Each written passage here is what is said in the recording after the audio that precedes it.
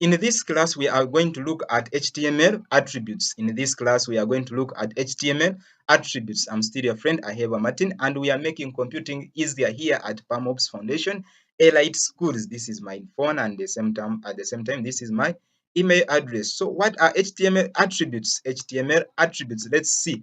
Attribute names and attribute values are case sensitive. Attribute names and attribute values are case sensitive. However, the World Wide Web Consortium recommends lowercase attributes, so attributes or attribute values in their HTML4 recommendation. So let's see an example of attributes. Let's see an example of attributes. So example of an attribute. So I'm going to copy this. I'm going to highlight and copy this.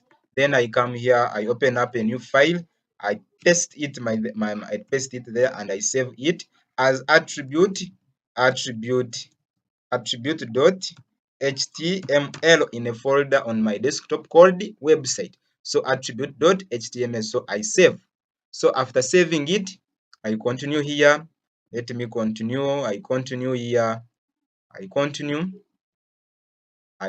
here.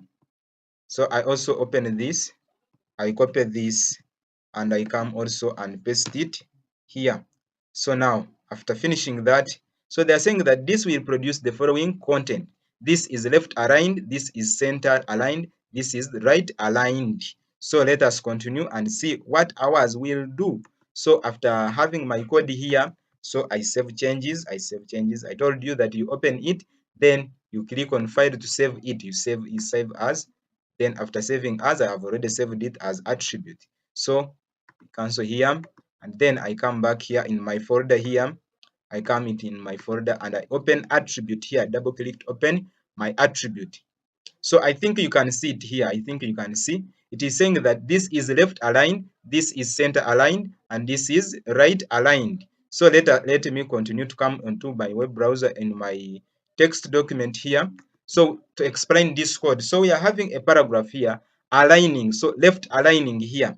So you see left aligning. So we are having a paragraph. This is an HTML element. This is an HTML tag. But within HTML tag, we have an attribute align. So within an attribute, we have given it a value that is left, meaning that I want this paragraph to be placed on the left side of my page. That is alignment. That is alignment. So then we are having another one, which is paragraph align equals center, meaning that this is a paragraph tag with an attribute called align at the same time with a value center, meaning that I want this paragraph to be placed in the center. Then I have a paragraph here. I'm saying that align it in the right section, and I'm saying that this is right aligned.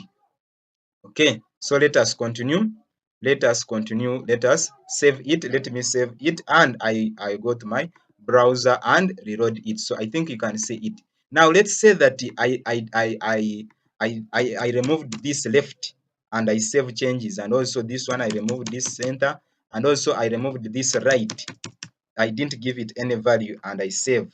So if I come back here and I refresh like this, they will not be placed, or they will not be aligned according to my attribute format. So that is why I come back here and give it values. That is why I give it values. So I save, and now after doing that, I do refresh. So my dear friend, thank you so much. Thank you so much for watching. Continue to listen, continue to subscribe as we continue to learn. So now let us continue. Core attributes. So let us continue with the core attributes. So the four core attributes can be the four core attributes that can be used in the majority of HTML elements. So we are having although, not all, or are. So we are having here the four core attributes that can be used on the majority of HTML elements. So we are saying that although not all, so we are having ID, title, class, style. So let us continue and see what are these core attributes. So we are having the ID attribute. So what does the ID attribute do? We are saying that the ID attribute of an HTML tag can be used to uniquely identify any element within an HTML page. There are two primary reasons why that you might want to use an ID attribute on an element. So if an element carries an ID attribute as a unique identifier, it is possible to identify just that element and its content. If you have two elements of the same name within a web page or a style in brackets style sheet, you can use the ID attribute to distinguish between elements that have the same name. We will discuss style sheet in a separate tutorial. For now, let us use the ID attribute to distinguish between two paragraph elements as shown below. So let's continue and see the ID attribute. How do we apply the ID attribute? So example here, we are having a paragraph here and also this paragraph. So we are saying that paragraph ID equals HTML. This para explains what is HTML. So ID here, meaning that we are calling it with an attribute called the ID, which is HTML. This paragraph explains what is HTML. So we are having ID CSS. This paragraph explains what is cascading style sheet. Cascading style sheet. Those are the CSS commands. So we are going to also see them as we continue in this HTML thingy.